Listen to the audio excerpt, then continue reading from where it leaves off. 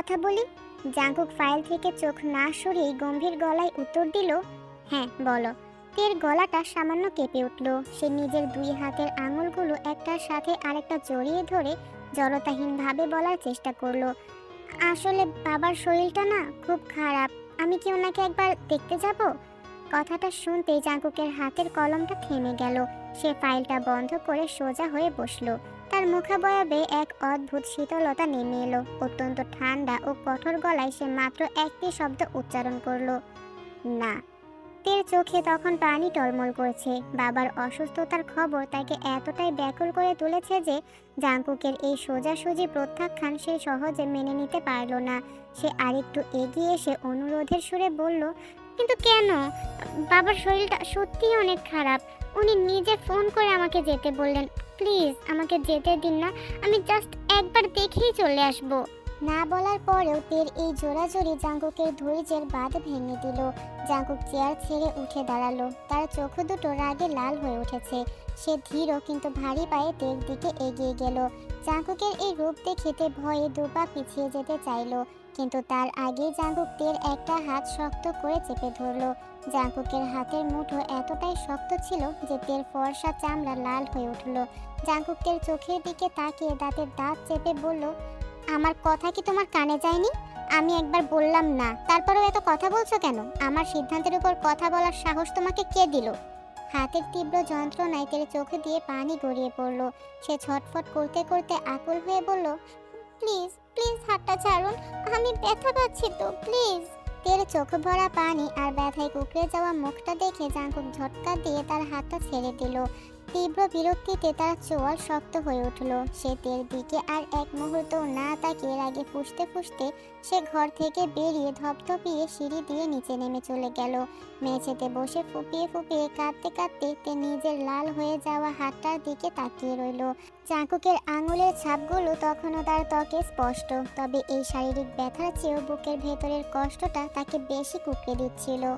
এটা আজ নতুন নয়, এটা এখন ওদের রোজকার রুটিন হয়ে দাঁড়িয়েছে।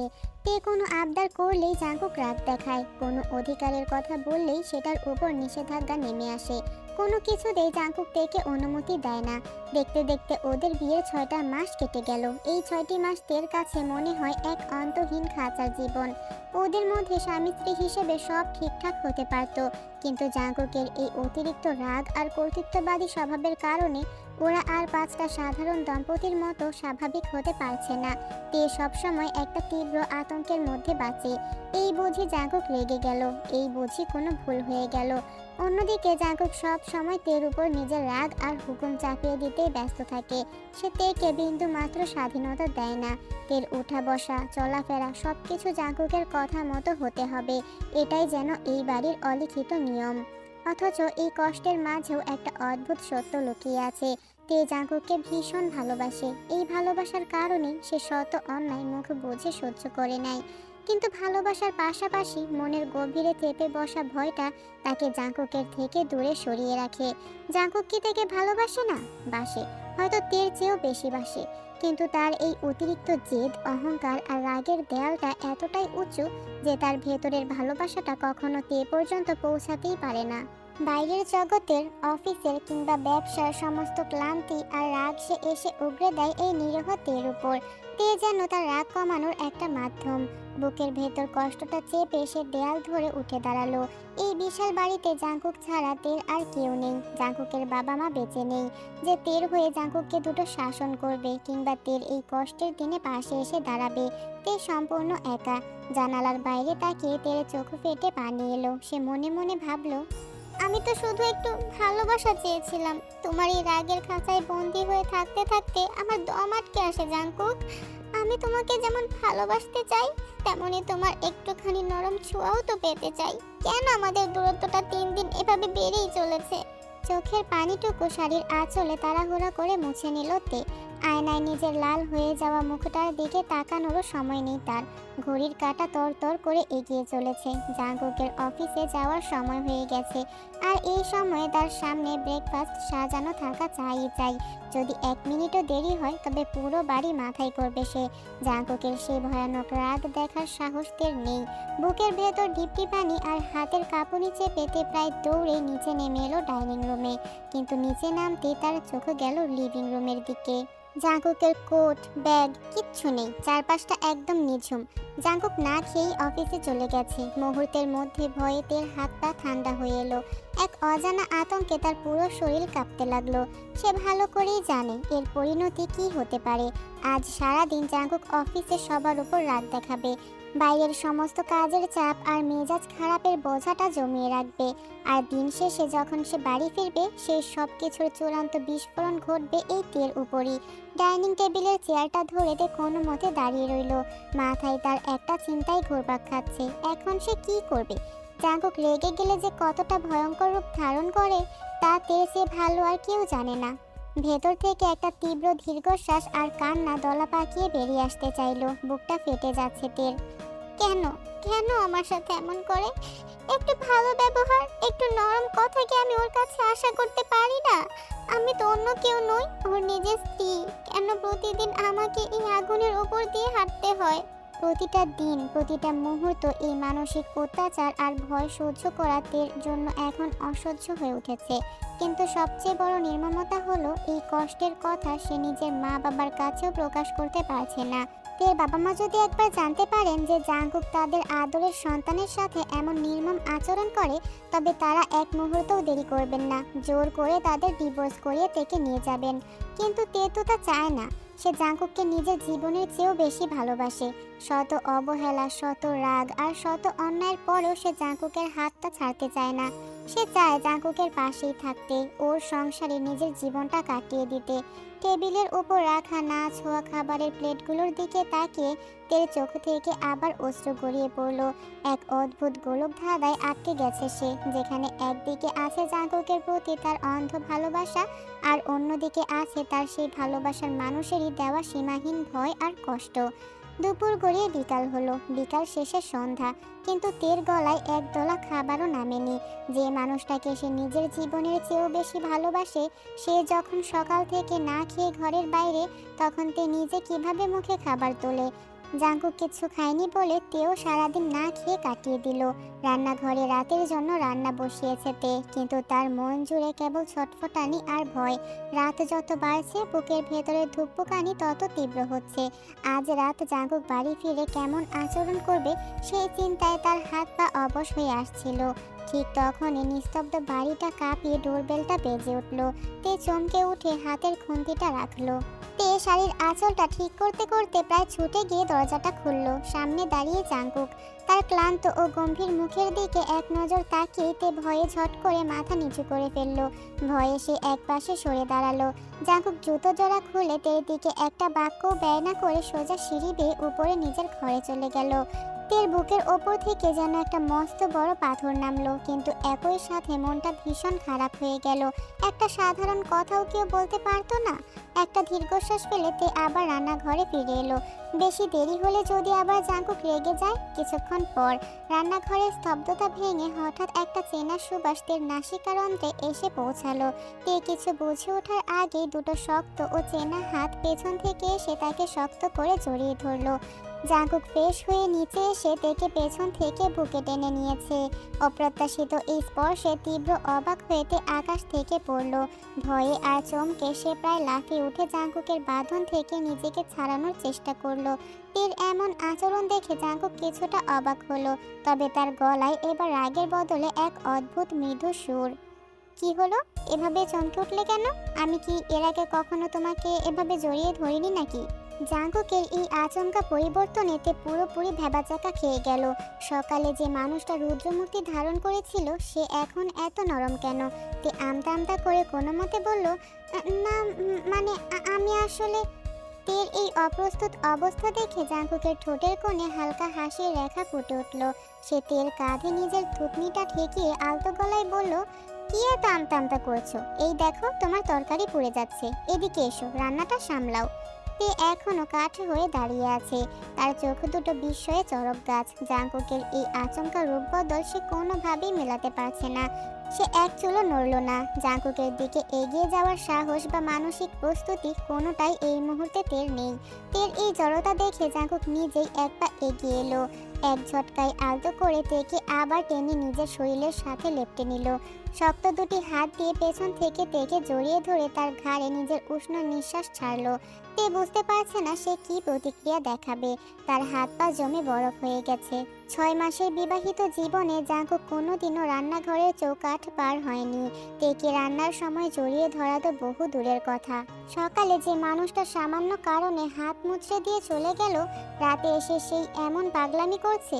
আজ আসলে কি হয়েছে ওর? তে কোনো হিসাব মেলাতে পারল না। ঠিক তখনই জাঙ্কুকের চোখ গেল সিঙ্কের দিকে। সেখানে 2-3টে নোংরা বাসন পড়ে আছে। জাঙ্কুক তেকে ছেড়ে দিয়ে শার্টের হাতা দুটো কোণেই পর্যন্ত গুটিয়ে নিল। তারপর কলটা ছেড়ে স্বাভাবিক ভঙ্গিতে বাসনগুলো ধুতে শুরু করলো। বাসন ধোয়ার শব্দে তের ঘোর কাটল না, বরং বিস্ময়ের মাত্রা আরও বেড়ে গেল। তার মুখ দিয়ে কোনো কথা সরল না। সে শুধু পলকহীন চোখে জাঙ্কুকের পিঠের দিকে তাকিয়ে রইল। তার মনে হতে লাগলো সে হয়তো কোনো গভীর ঘুমে আচ্ছন্ন এবং এই সব কিছুই তার একটা অবাস্তব সুন্দর স্বপ্ন। এই ঘোর যদি ভেঙে যায় তবে আবার সেই চেনা ভয় আর একাকিত্ব তাকে গ্রাস করবে। কিছুক্ষণ পর রান্না শেষ হলো। তে যখন তরকারির বাটিটা টেবিলে নিয়ে যেতে চাইলো, জাঙ্কুক তার হাত থেকে সেটা কেড়ে নিল। তের হাতটা আলতো করে ধরে সে ডাইনিং টেবিলের দিকে নিয়ে গেল এবং নিজের হাতে চেয়ার টেনে তেকে বসালো। তে যেন একটা পুতুল। জাঙ্কুক যেভাবে যা করছে সেভাবেই চালিত হচ্ছে।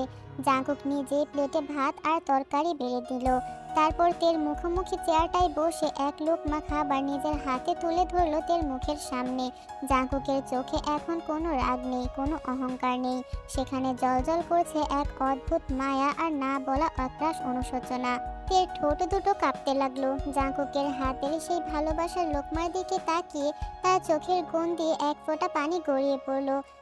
আপনি ঠিক আছেন তো? আপনার কিছু হয়নি তো? মানে, এরকম কথা বলছো কেন? আমার আবার কি হবে? আমি একদম ঠিক আছি। না, মানে হঠাৎ এভাবে আমাকে খাইয়ে দিচ্ছেন যে, মানে আসলে আমি কিছু বুঝতে পারছি না। জাঙ্কুক একটা দীর্ঘশ্বাস ফেলল। তার চোখে অনুশোচনার ছায়া। তবে সে সেটা আড়াল করে তের গালে আলতো করে হাত ছোঁয়ালো। আরে আমার কিচ্ছু হয়নি, আমি একদম ঠিক আছি। তুমি এখন লক্ষ্মী মেয়ের মতো তাড়াতাড়ি খাও তো। বিলিভ মি, আমি সারাদিন কিচ্ছু খাইনি।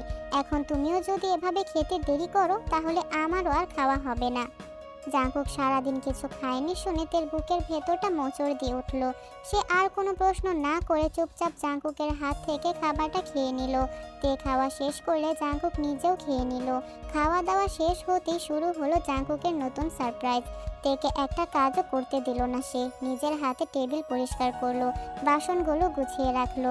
তে যখন রান্নাঘর থেকে বের হতে যাবে, জাঙ্কুক হঠাৎ কোনো কথা না বলে তেকে পাজা কোলা করে নিজের কোলে তুলে নিল। জাঙ্কুকের এই কর্মকাণ্ডই তের তখন রীতিমতো অবাক হয়ে উগান্ডা চলে যাওয়ার মতো দশা। মনের ভেতর হাজারটা প্রশ্ন। যে মানুষটা দীর্ঘ 6 মাস ধরে সামান্য কারণে রাগ দেখিয়েছে, সারাক্ষণ হুকুম চালিয়েছে, আজ হঠাৎ করে সে এতটা বদলে গেল কিভাবে? এই রূপান্তর কি আসলেই সত্যি, নাকি এর পেছনে অন্য কোনো ঝড় লুকিয়ে আছে? 6 মাসের মানসিক দূরত্ব কি এক নিমেষে ভুলে যাওয়া সম্ভব? তের জায়গায় অন্য যে কেউ হলেও এই মুহূর্তে এভাবে আকাশ থেকে পড়তো। জাঙ্কুক তেকে কোলে করে উপরে নিয়ে এসে আলতো করে বিছানায় বসিয়ে দিল। তারপর গিয়ে ঘরের দরজাটা আটকে দিল। তে বিছানায় বসে ভয়ে আর বিস্ময়ে জমে আছে। দরজাটা আটকানোর মানে কি? আবার কোনো রাগারাগি হবে না তো? কিন্তু জাঙ্কুক এসে তের পাশে বসলো। অত্যন্ত নরম ছোঁয়ায় সে তের সেই লাল হয়ে যাওয়া হাতটা নিজের 2 হাতের মুঠোয় নিল, যে হাতটায় সে সকালে ব্যথা দিয়েছিল। তে এখনো হাঁ করে জাঙ্কুকের দিকে তাকিয়ে আছে। সে নিজের চোখ, নিজের অনুভূতি কোনো কিছুকেই বিশ্বাস করতে পারছে না। এক অদ্ভুত ঘোর আর আশঙ্কার দোলাচলে কাঁপছে তার মন। বিছানায় বসে তে যখন অবিশ্বাসের চোখে তাকিয়েছিল, তখন জাঙ্কুক তের সেই লাল হয়ে যাওয়া হাতটায় আলতো করে নিজের ঠোঁট ছোঁয়ালো। তের চোখের দিকে তাকিয়ে জাঙ্কুকের কণ্ঠস্বর এবার আবেগে বুঝে এলো। তে, আই এম সরি। আজ পর্যন্ত তোমার সাথে আমি যা কিছু করেছি, যত অন্যায় আর রাগ দেখিয়েছি, সেসবের জন্য আই এম এক্সট্রিমলি সরি। আমি জানি আমি তোমাকে অনেক কষ্ট দিয়েছি, বাট বিশ্বাস করো, এখন থেকে তুমি এক সম্পূর্ণ নতুন জাঙ্কুককে দেখবে। আমি আর কোনোদিন তোমার চোখে পানি আসতে দেব না। কথাটা শেষ করে জাঙ্কুক আর সময় নিল না। তের গালে নিজের হাত দুটো রেখে অত্যন্ত আলতো এবং গভীর ভালোবাসায় তেকে কিস করতে শুরু করলো। এই স্পর্শে তে যেন অবাকের চূড়ান্ত পর্যায়ে পৌঁছে গেল। তার পুরো শরীর দিয়ে এক অদ্ভুত শিহরণ বয়ে গেল। বিয়ের এই দীর্ঘ 6টা মাস জাঙ্কুক কখনো তাকে এভাবে ছুঁয়ে দেখেনি। প্রতি রাতে জাঙ্কুক শুধু ঘরে এসেছে, নিজের স্বামিত্বের অধিকার বা কাজটুকু যান্ত্রিকভাবে শেষ করেছে, আর একপাশে ফিরে ঘুমিয়ে গেছে বা চলে গেছে। সেখানে কোনো আবেগ ছিল না, কোনো মায়া ছিল না। কিন্তু আজকের এই চুম্বনে কোনো জোর নেই, আছে এক বুক উগড়ে দেওয়া ভালোবাসা। তের মাথায় তখনও এক অদ্ভুত চিন্তা ঘুরপাক খাচ্ছে। জাঙ্কুককে কি আসলে কোনো ভূতে ধরেছে, নাকি এটা কোনো অলৌকিক ঘটনা? তবে মনের ভেতরের এই অবিশ্বাসকে ছাপিয়ে তের পুরো হৃদয় এক পরম শান্তিতে ভরে উঠল। দীর্ঘ 6 মাস ধরে যে অবহেলা আর ভয়ের মরুভূমিতে সে বাস করছিল, আজ যেন সেখানে ভালোবাসার বৃষ্টি নেমেছে। খুশির এই তীব্রতাতে আর সহ্য করতে পারল না, তার চোখ দিয়ে অঝরে পানি ঝরতে লাগলো। বিয়ের প্রথম দিন থেকে তে তো জাঙ্কুকের কাছে শুধু এটুকুই চেয়েছিল, একটু আদর, একটুখানি ভালোবাসা। এতদিন যা অধরা ছিল আজ তা এভাবে ধরা দেবে তে কখনো ভাবেনি। খুশিতে আত্মহারা হয়ে তে কান্না করতে করতে নিজের হাত দুটো জাঙ্কুকের গলা জড়িয়ে ধরলো, শক্ত করে জাপটে ধরলো তার ভালোবাসার মানুষটাকে। তেকে কাঁদতে দেখে জাঙ্কুক আলতো করে কিস ব্রেক করলো। তের চোখের পানি আর আকুলতা দেখে জাঙ্কুকের বুকের ভেতরটাও মোচড় দিয়ে উঠল। সে তেকে আরো শক্ত করে নিজের বুকের সাথে লেপ্টে নিল। জাঙ্কুক আজ স্পষ্টভাবে বুঝতে পেরেছে এই নিষ্পাপ মেয়েটা তার কাছ থেকে একটুখানি ভালোবাসা পাওয়ার জন্য কতটা চাতক পাখির মতো অপেক্ষা করেছে। আজ যখন সেই ভালোবাসা সে পেয়েছে, তখন খুশির অতিশয্যে নিজেকে আর সামলাতে পারছে না। জাঙ্কুক মনে মনে প্রতিজ্ঞা করলো, তের এই অপেক্ষার অবসান সে চিরতরে ঘটিয়ে দেবে। ভাঙা সংসারটা এবার সত্যি ভালোবাসায় পূর্ণ হবে। জাঙ্কুক তের চোখের পানি নিজের আঙুল দিয়ে মুছে দিল। তার নিজের চোখও তখন আর্দ্র। তের এই নিষ্পাপ আকুলতা তার ভেতরের সমস্ত অহংকার আর রাগকে এক নিমেষে গলিয়ে পানি করে দিল। সো সরি তে পাখি, আমি সত্যি অনেক বড় অপরাধী। এতদিন তোমার সাথে অনেক খারাপ ব্যবহার করেছি। তোমার এই পবিত্র ভালোবাসাটা আমি বুঝতেই চাইনি। প্লিজ তে, তুমি আমাকে ক্ষমা করে দাও। তে জাঙ্কুকের বুকের ওপর মাথা রেখে একটা স্বস্তির দীর্ঘশ্বাস ফেলল। জাঙ্কুকের শার্টটা খামচে ধরে চোখের পানি মুছতে মুছতে সে বলল, আমি জানি না আজকে আপনি কিভাবে এতটা বদলে গেলেন, কিভাবে এতটা ভালো হয়ে গেলেন। আপনাকে অনেক অনেক ধন্যবাদ আমাকে এত সুন্দর একটা মুহূর্ত উপহার দেওয়ার জন্য। প্লিজ এভাবেই আমার কুকি হয়ে থাকবেন সারা জীবন। আমাকে আর কখনো ওভাবে দূরে সরিয়ে দিবেন না প্লিজ। আরে পাগলি, কান্না করছো কেন? আমি তো এখন থেকে শুধুই তোমার কুকি হয়েই থাকবো সারা জীবন। প্লিজ এবার কান্নাটা বন্ধ করো। আমি যে এখন আমার এই তেকে সম্পূর্ণ নিজের করে পেতে চাই। প্লিজ আমার হয়ে যাও। জাঙ্কুক বিছানায় বসা তের দিকে ধীর পায়ে এগিয়ে এলো। তের বুকের ভেতরটা তখন দুরু দুরু কাঁপছে, তবে আজ সেই কাঁপুনিতে কোনো ভয় নেই, আছে এক তীব্র ব্যাকুলতা। জাঙ্কুক তের মুখোমুখি বসে আলতো করে তার দুগালে হাত রাখলো। তের চোখের পাতায় লেগে থাকা পানির কণাগুলো মুছে দিয়ে ফিসফিসিয়ে বলল, আজ থেকে তুমি শুধু আমার তে পাখি। কথাটা শেষ হতেই জাঙ্কুকের ঠোঁট নেমে এলো তের ওষ্ঠ ধরে।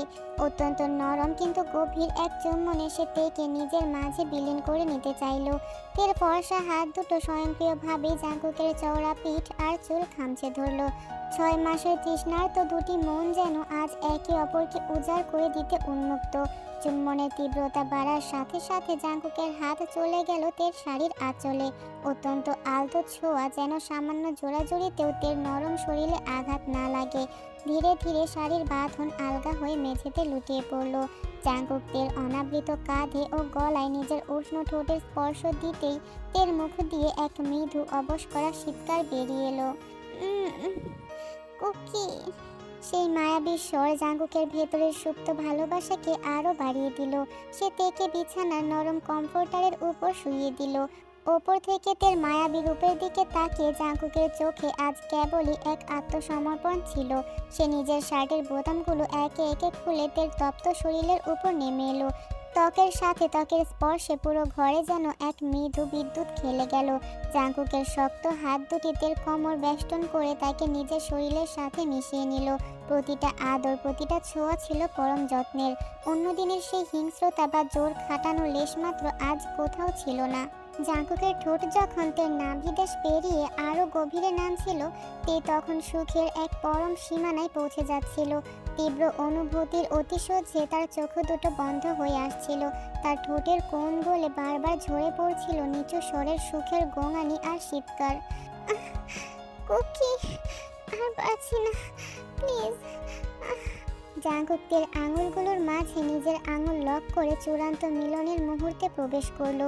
সারা ঘর জুড়ে তখন শুধু দুটি হৃৎপিণ্ডের উঠানামা আর ভালোবাসার নিবিড় শব্দ। জাঙ্কুকের কানে কানে বারবার বলতে লাগলো, আই লাভ ইউ তে, আই এম সরি বেবি। আর তে তার সবটুকু সত্তা দিয়ে মন ভরে তার কুকির এই রূপ, এই আদর নিজের মাঝে গ্রহণ করতে লাগলো।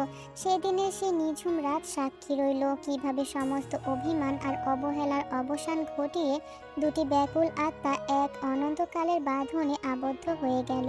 ভোরের আলো যখন ফুটল, তখন রাতের সমস্ত ক্লান্তি আর ভালোবাসা শেষে ওরা দুজন একে অপরের বুকে জড়িয়ে শুয়ে পড়ল। তে প্রায় সাথে সাথেই এক পরম শান্তিতে গভীর ঘুমে তলিয়ে গেল। কিন্তু জাঙ্কুকের চোখে তখনও ঘুম নেই। সে তের মায়াবী নিষ্পাপ মুখের দিকে তাকিয়ে রইল। জাঙ্কুক মনে মনে প্রতিজ্ঞা করেছে সে তেকে আর কোনোদিন কোনো অবস্থাতেই কষ্ট দেবে না, বিশেষ করে আজকের এই বিশেষ দিনে তো একদমই না। তেকে আলতো করে বিছানায় শুইয়ে দিয়ে জাঙ্কুক নিজে বিছানা ছাড়লো।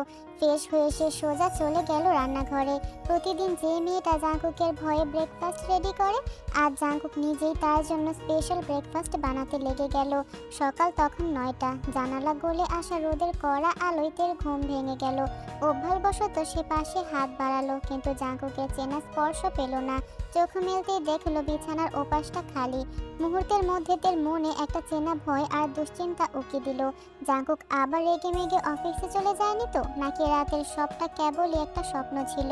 তে আর এক মুহূর্তও দেরি করলো না। তাড়াহুড়ো করে ফ্রেশ হয়ে শাড়ির আঁচলটা টানতে টানতে সে সিঁড়ি দিয়ে নিচে নেমে এলো। কিন্তু ডাইনিং রুমে পা রাখতেই তের পা দুটো যেন মেঝেতে আটকে গেল। সামনে জাঙ্কুক দাঁড়িয়ে, পরনে ট্রাউজার আর শার্ট। সে অত্যন্ত মনোযোগ দিয়ে টেবিলে ব্রেকফাস্ট সাজাচ্ছে। তে এক দৃষ্টিতে সেই দৃশ্যের দিকে তাকিয়ে রইল। তার মনের ভেতর একটা অদ্ভুত অনুভূতি কাজ করতে লাগলো। সে তো জাঙ্কুকের কাছে কেবল একটুখানি ভালোবাসা চেয়েছিল, কোনো হেল্পিং হ্যান্ড না। জাঙ্কুক যে তার জন্য রান্নাঘরে দাঁড়িয়ে কাজ করবে, এটা সে ভাবতেও পারেনি। তের পায়ের শব্দ পেয়ে জাঙ্কুক ঘুরে দাঁড়ালো। তের চোখে তখনও একরাশ বিস্ময়। জাঙ্কুক মিষ্টি হেসে তের দিকে এগিয়ে গেল এবং তেকে আলতো করে কাছে টেনে নিয়ে তার কপালে একটা আলতো মর্নিং কিস দিল। জাঙ্কুকের ঠোঁটের উষ্ণতায় তের সারা রাত ধরে পাওয়া ভালোবাসার অনুভূতিটা আবার তাজা হয়ে উঠল। জাঙ্কুক তের গালে হাত রেখে আদর জড়ানো গলায় বলল, গুড মর্নিং বেবি, চলো তাড়াতাড়ি দুজনে মিলে ব্রেকফাস্টটা সেরে নেই। তারপর তুমি সুন্দর করে রেডি হয়ে নেবে। আমরা দুজনে আজ একসাথেই তোমার বাবাকে দেখতে যাব। জাঙ্কুকের মুখ থেকে এই কথাটা শোনার জন্য তে যেন কত যুগ ধরে অপেক্ষা করছিল। তের চোখের কোণটা আবার খুশিতে ভিজে উঠল। তবে এবার আর ভয়ের কোনো স্থান নেই। সে বুঝতে পারল তার অবাধ্য কুকি সত্যি সত্যি এখন শুধু তারই হয়ে গেছে। সে আর নিজেকে ধরে রাখতে পারল না। পরম আবেগে জাঙ্কুককে শক্ত করে জড়িয়ে ধরল।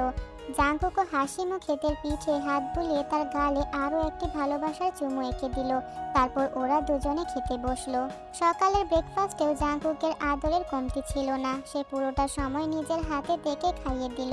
খাওয়া দাওয়া শেষ হতেই জাঙ্কুকের গালে আলতো টোকা দিয়ে বলল, এবার জলদি গিয়ে রেডি হয়ে নাও বেবি। এরপর জাঙ্কুক নিজেও টেবিলটা চটপট গুছিয়ে নিয়ে তৈরি হতে গেল। আজ ওরা দুজন মনস্থির করেই একই রঙের চমৎকার কাপড় ড্রেস পরে রেডি হয়েছে। দুজনকে একসাথে অসম্ভব সুন্দর আর দীপ্তিময় লাগছিল। একরাশ খুশি বুকে নিয়ে ওরা দুজনে তের বাবার বাড়ির উদ্দেশ্যে রওনা দিল। কলিং বেলের আওয়াজ পেয়ে তের মা জিন এসে দরজাটা খুললেন, কিন্তু দরজা খুলে জিনের মুখের কথা যেন হারিয়ে গেল। দরজার ওপাশে নিজের মেয়ে আর মেয়ে জামাইকে একসাথে হাসি মুখে দাঁড়িয়ে থাকতে দেখে তিনি এতটাই স্তব্ধ হয়ে গেলেন যে তার মনে হলো অবাকে তিনি বুঝি এখনই হার্ট অ্যাটাক করবেন। কিন্তু সেই মুহূর্তে জিনের এই অবস্থা দেখে তের বাবা নামজুন ড্রয়িং রুম থেকে দরজার কাছে এগিয়ে এলেন। জাঙ্কুককে দেখে নামজনের অবস্থাও জিনের মতোই হলো। দুজনেই পলকহীন অবাক চোখে জাঙ্কুকের দিকে তাকিয়ে রইল। আসলে তাদের এই অবাক হওয়াটা খুবই স্বাভাবিক। বিয়ের পর এই দীর্ঘ 6 মাসে বিয়ের দিনটি ছাড়া জাঙ্কুক কোনোদিন এই বাড়ির চৌকাঠ পার হয়নি। তে যতবারই বাবার বাড়িতে এসেছে সবসময় একা এসেছে। আর আজ সেই জামাই নিজে থেকে মেয়েকে সাথে নিয়ে, তাও আবার দুজনে একসাথে এতটা খুশি মনে হাজির হয়েছে, এটা জিন আর নামজনের কাছে রূপকথার মতো মনে হচ্ছিল। মা বাবাকে এমন পাথরের মতো দাঁড়িয়ে থাকতে দেখে তে আর নিজের হাসি চেপে রাখতে পারল না। সে আদুরে গলায় বলল, কি হলো মা, এভাবে ভূত দেখার মতো তাকিয়ে আছো কেন? আমাদের ভেতর ঢুকতে দেবে না, নাকি দরজার বাইরেই দাঁড় করিয়ে রাখবে?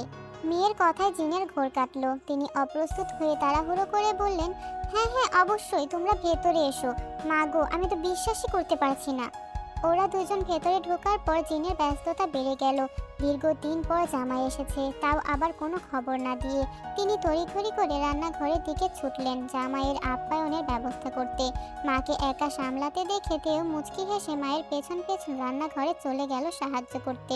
এদিকে ড্রয়িং রুমে জাঙ্কুক আর নামজুন একা হয়ে গেল। আগে যেখানে জাঙ্কুকের উপস্থিতিতে এক গম্ভীর থমথমে নীরবতা বিরাজ করত, আজ সেখানে এক চমৎকার পরিবেশ তৈরি হলো।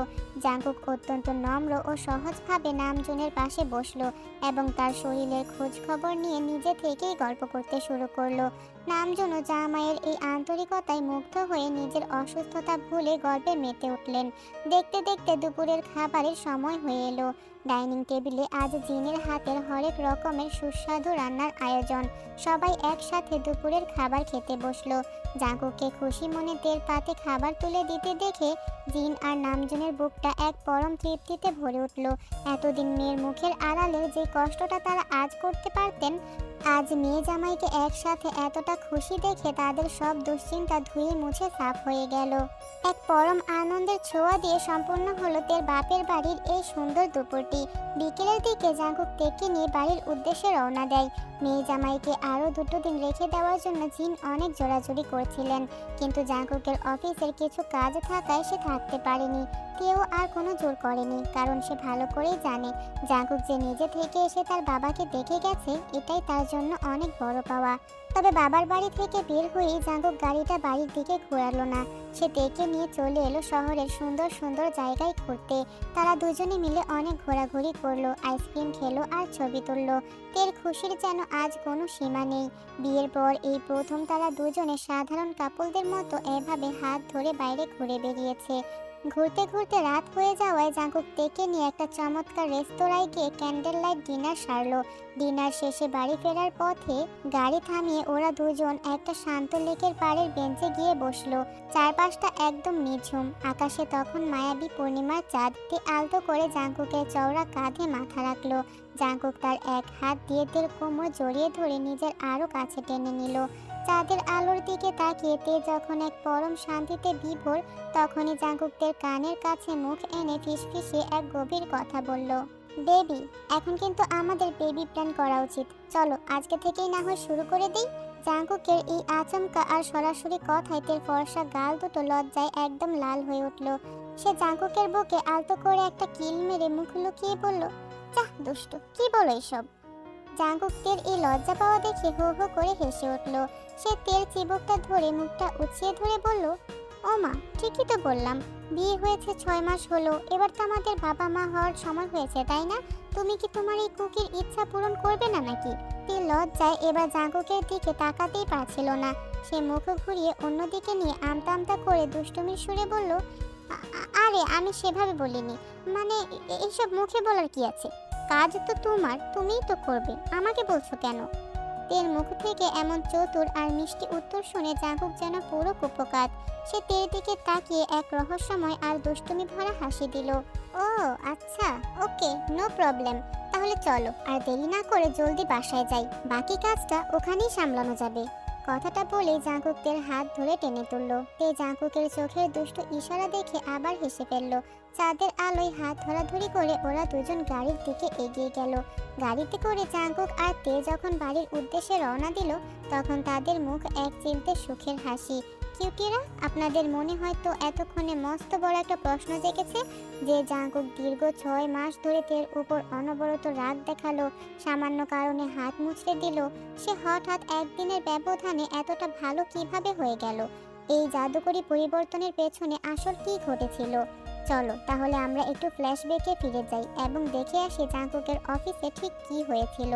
সেদিন সকালে না খেয়েই জাঙ্কুক অফিসে গিয়েছিল। নিজের কেবিনে বসে সে তখন রাগে ফুঁসছিল, চোখের সামনে যাকেই পাচ্ছিল তার উপরই চেঁচামেচি করছিল। ঠিক তখনই তার কেবিনের দরজা খুলে ভেতরে ঢুকলো তার best friend plus business partner Suga. কিন্তু সুগাকে দেখে জাঙ্কুক নিজেই চমকে গেল। বেচারা সুগার অবস্থা এতটাই খারাপ যে দেখে মনে হচ্ছিল গত 2-3 দিন ধরে সে এক ফোঁটা পানিও মুখে দেয়নি, এক ফোঁটা ঘুমও ঘুমায়নি, একদম বিধ্বস্ত অবস্থা। জাঙ্কুক নিজের রাগ ভুলে অবাক হয়ে জিজ্ঞেস করলো, কিরে সুগা, তোর এই অবস্থা কেন? চোখ মুখ এমন দেখাচ্ছে কেন তোর? সুগা আর নিজের কান্না চেপে রাখতে পারলো না। সে ডেস্কে মাথা রেখে ফুপিয়ে উঠে বলল, আর বলিস না ভাই, আমার সব শেষ হয়ে গেছে। এখন আমি কি করবো রে জাঙ্কুক? আমার পুরো দুনিয়াটা অন্ধকার হয়ে গেছে। বন্ধুর এমন অবস্থা দেখে জাঙ্কুক কিছুটা বিরক্ত ও চিন্তিত হয়ে বলল, আরে চুপ কর, এভাবে মেয়ে মানুষের মতো কান্না করা বন্ধ কর তো। আগে বল আসল ঘটনাটা কি, কি হয়েছে তোর? সুগা চোখ মুছে একটা দীর্ঘশ্বাস ফেলে ভাঙা গলায় বলল, কি আর বলবো, তুই তো জানিস আমার সেই ভয়ানক রাগের কথা। আমি জিমিনের উপর কি পরিমাণে রাগ দেখাতাম, তুই তো সব দেখতিস। সেই রাগের কারণেই আজ আমি আমার বউকে হারিয়েছি রে ভাই। বউ হারিয়েছি শব্দটা শুনে জাঙ্কুকের বুকের ভেতর কেমন যেন একটা ধাক্কা লাগলো। সে সোজা হয়ে বসে বলল, মানে তুই কি বলছিস? আমি কিচ্ছু বুঝতে পারছি না, একটু খোলসা করে বলবি তো?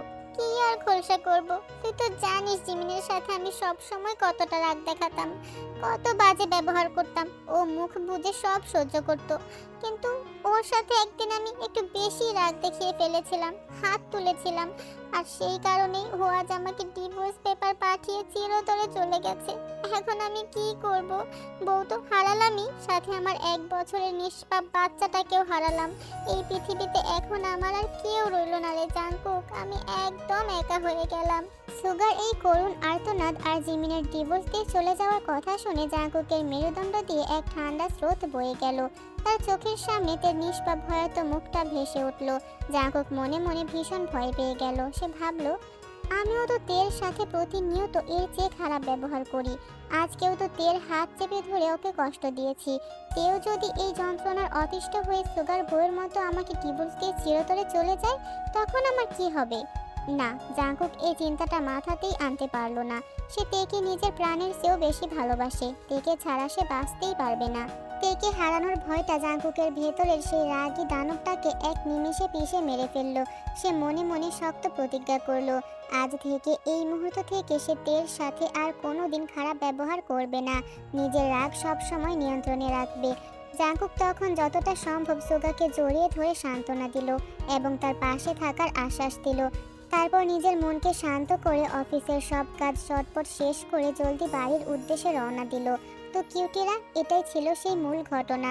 সুগার সংসারের এই ভাঙন জাঙ্কুকের চোখ খুলে দিয়েছিল। একজনের জীবনের চরম ভুল আরেকজনের সংসারকে ধ্বংসের হাত থেকে বাঁচিয়ে দিল। ফ্ল্যাশব্যাক থেকে বর্তমানে ফিরে আসা যাক। গাড়ি এসে থামলো ওদের বাড়ির সামনে। জাঙ্কুকের হাতটা শক্ত করে ধরে মুচকি হাসলো।